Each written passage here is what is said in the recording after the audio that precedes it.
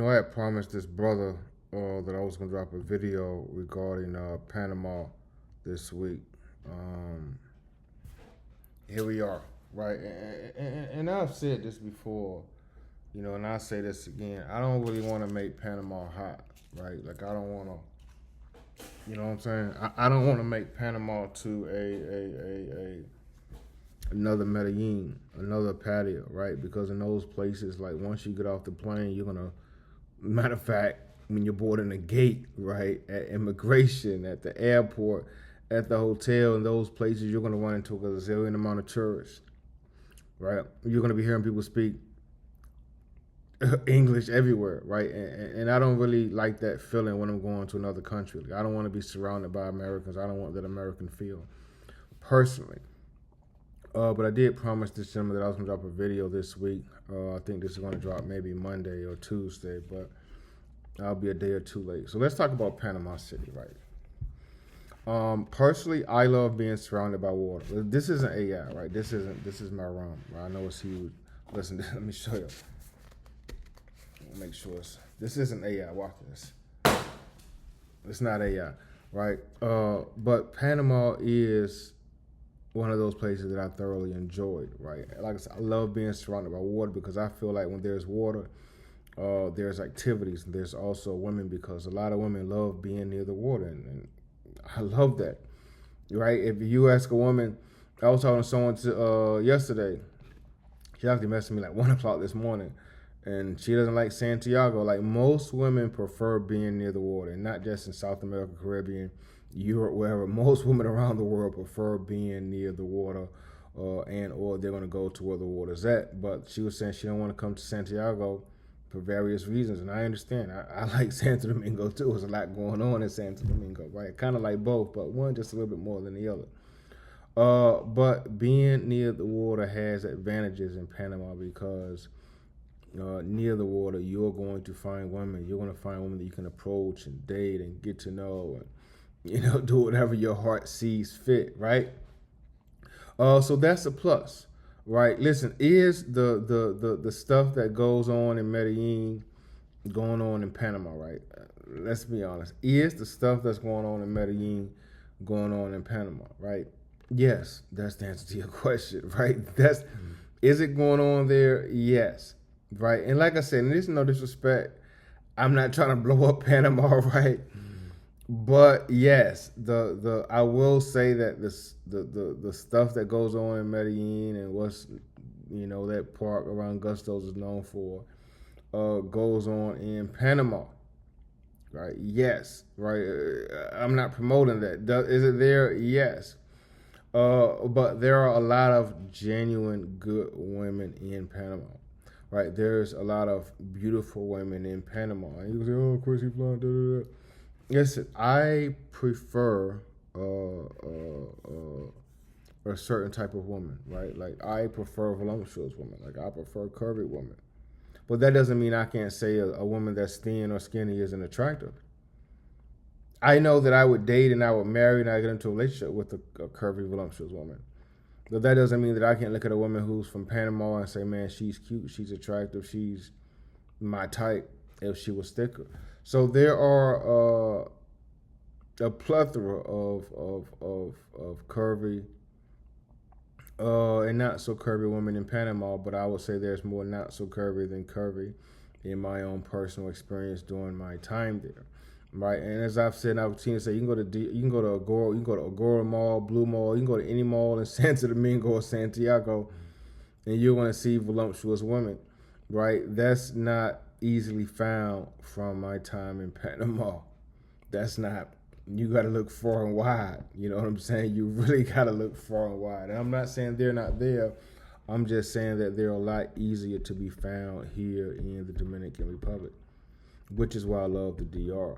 Right. So yes, right. To answer your question, is the guy? This is for the gentleman, sir. Yes, you know what I'm saying. If you're into that Medellin Gusto Park stuff, if you want to come over to Panama, you'll be thoroughly booked up with your time. Right. Your schedule will be full. Right. Your schedule will be full. For sure. But I still want to promote and recommend guys to travel to Panama and see the country. I still want to recommend guys to travel to Panama, see the architecture, the buildings, the nightlife, the Panama Canal. There is a lot more to Panama than what meets the eye. There's a lot more to Panama than the unknown, right? There is. And some guys will be like, man, I'd rather pay for it than do this. Listen, to each their own. I understand both standpoints. I understand both points of view. But I think overall, most men agree that they'd rather have someone at night every day. I'd rather have something than go looking for it. So I'm always going to promote men to go and seek and find relationships if they see fit, because over the long term, that's going to save you the most money. Right? Why would you go look for something when you already have something at home? Right? So yeah, I love Panama. Would I go back? Would I go back to Panama? That's the question. Would I go back to Panama? I don't know, man. I feel like I'm spoiled, right? I feel like I'm a DR baby. Like everyone knows, love is my favorite. I'm a DR baby. I feel like I am spoiled, right? And I feel like there's a lot of countries that give me the same. Oh man, I like it. I like them, just like the DR does. Like I feel like Brazil has potential, right? I still put DR over Brazil, but I feel like Brazil has potential. So I don't know if I would specifically go back to Panama, because I got some more videos dropping. I've had some bad experiences in Panama. You know what I'm saying? Some weird experiences, some things that I've had never happened to me a day in my life. Just about going out and nightlife and stuff like that, which I'll talk about in another video. But I've had some weird experiences in Panama. It seems like Panama, I don't know. I'm gonna talk about it in another video, but Panama's a little weird, man. If you know, you know. Like I was at my hotel for something. I was at the reception getting another hotel key. I think I left my hotel key in my room. I met these other brothers. I'm like, hey man, yeah, I went to this place and that place and this club and this club. Won't nobody in there. It was dead. They ain't had this. They ain't had that. Like, man, that ain't it. The clubs ain't it. You're supposed to go to this place, hit this guy up. They down here, go down this street. So Panama, like I said, Panama was a little different for me, right? I'm gonna talk about the Panama nightlife in another story, but it ain't like these other places where you're gonna go out and meet women, right? Meet local women, which I suggest you do, right? Panama to me is like it was kind of like at times, right, in different places, it was kind of like going to San Juan. Think about it for it. I don't know if anyone's ever been to San Juan. It's kind of like going to San Juan. Panama to me was like going to San Juan because you're surrounded by some Americans.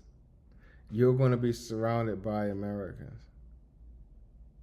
That's what Panama was to me. Panama to me was San Juan. Going out, like the nightlife areas that I went to when I was venturing out, it's Americans there. And here's the thing. I'm gonna give y'all some game, man. And I get it. I did it too. People go where it's cheap and convenient. Puerto Rico, DR, a lot of these places in South America and the Caribbean, they go because it's cheap and convenient. And that's another video. But they go where it's cheap and convenient. So Panama is one of those places where, plus it used to be a military base there. Like Panama is one of those places where you're going to be surrounded by locals, but you're also going to have your fair share of Americans, and that in itself is kind of a turnoff.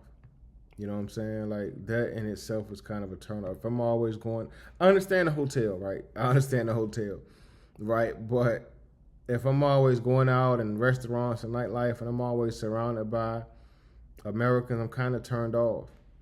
And that's kind of the experience that I felt in Panama. Like there's a heavy American presence there. It is. And I'm not saying it's good. I'm not saying it's bad. I'm just saying it's not for me, right? It's really not for me. So it has some comparisons to Medellin. It has some comparisons to Colombia because, one, you know, the same things that's I ain't getting too detailed.